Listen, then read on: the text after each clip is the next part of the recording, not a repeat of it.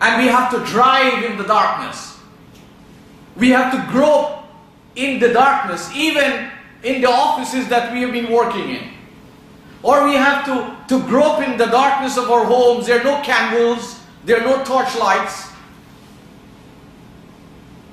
And you could imagine our predicament, the discomfort. But also imagine in all of that darkness, if the lights of the cars would start working. The lights in the office would start working. The lights in the homes would start working. What a great relief and happiness. Imagine we are all hungry, badly hungry. And we know what it is to be really hungry. Not psychologically hungry. Think when we see food. Or we can smell food. But especially when food is presented to us to be eaten. A messenger of Allah cannot be an ordinary person. And that's why I have said that the person that we claim to love and to follow is not the messenger of Allah. Because here is something you could think about. If we claim we are sincere and we are genuine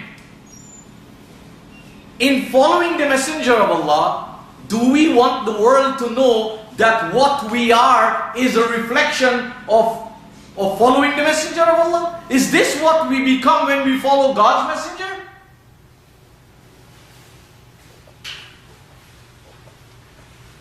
If that is not so, then also isn't it possible that we are wrong and incorrect in the way we follow this messenger?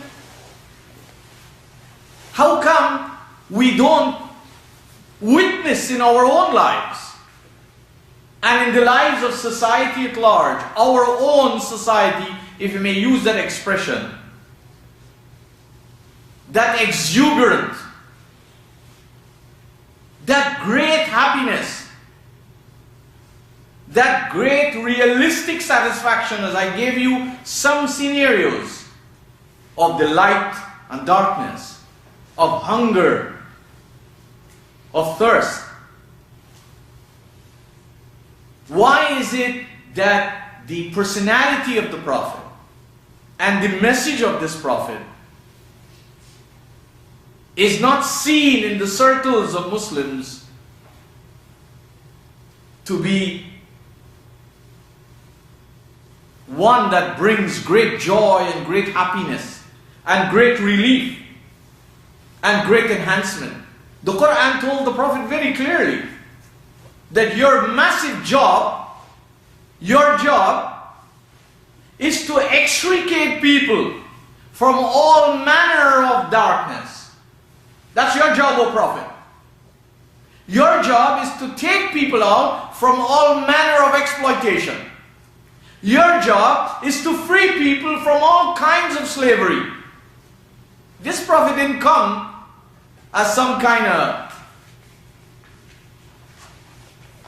individual who wants public attention and recognition and praise. He came for specific purposes. And the Qur'an made it very clear to us in chapter 14 verse 1 that a fundamental purpose of the Prophet's message is to take you and me out of the darkness that we become normally in where we are born and as we grow up. It's normal to grow up in darkness in the human communities. Guidance is not a normal thing. Guidance is something you have to work for. You have to strive for. You have to crave for. You have to be prepared to go for. You must be prepared to sacrifice time and energy and wealth to achieve the guidance. I've said it before. The impression that we are all guided because where we were born and to the good mothers and fathers that we had automatically makes us guided is a farce.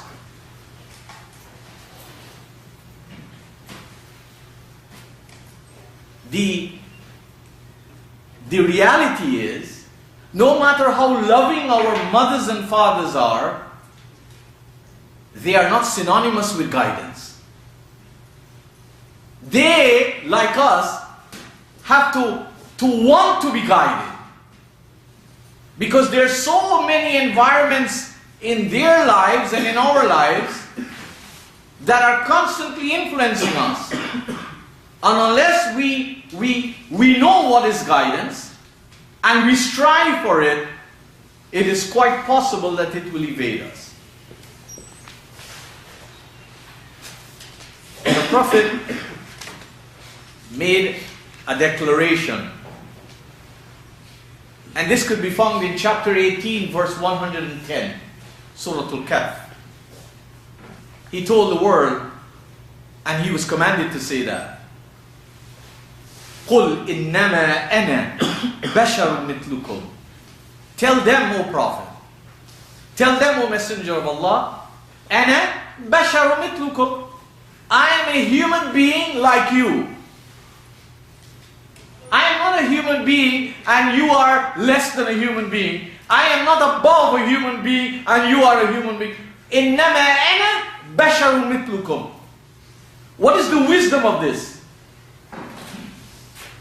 The wisdom of this is that I live in human society. I confront human challenges. I face human difficulties. But I chose to live by divine guidance. And this is what makes the Prophet so fantastic. The sad thing is, we might have read these verses, we don't go to school to study them, because we don't feel we need to go to school. We go to school for everything else. But we were brought up to believe you don't have to go to school to study Qur'an. I'll tell you again, the Qur'anic sense that is within the text, you need specialized schools to teach it. I'm not talking about the schools that teach you how to read Arabic, and yet the majority of the Muslims can't read Arabic. I'm talking of the schools to make you and I think with Qur'anic mind, see the world through Qur'anic lenses, and grow to become people of a superlative nature. Not an assumption, but by leadership.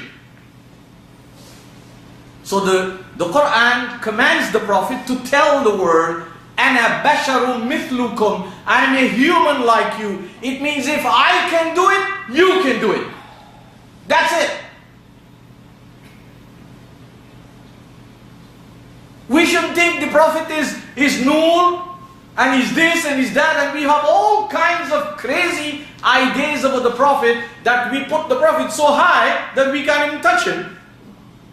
Like what we do with the Qur'an. We put the Qur'an so high, you need a ladder in some homes to touch it. And that's why there is a big difference between us and the Qur'an, between us and the Prophet. We followed pagans of other times. You look at the Christians, what they have done with Jesus. And if you study the Muslim books, they are not far behind. If you study the Muslim books, they are not far behind. I remember reading in the Bible that it is said that God so loved the world that He gave His only begotten Son. So whosoever believeth in Him shall not perish but have everlasting life. This is the Bible. If you read the books of the Muslims, they say, God told the Prophet, لَوْلَاكَ لَوْلَاكَ مَا خَلَقْتُ الْأَفْلَاكَ. He said, if it wasn't for you, O Muhammad, I would not have created the world. Did you find this in the Quran? No, but when you have an uneducated people steeped in ignorance, they follow everybody in nonsense. And that is why you find communities within this community called Muslim community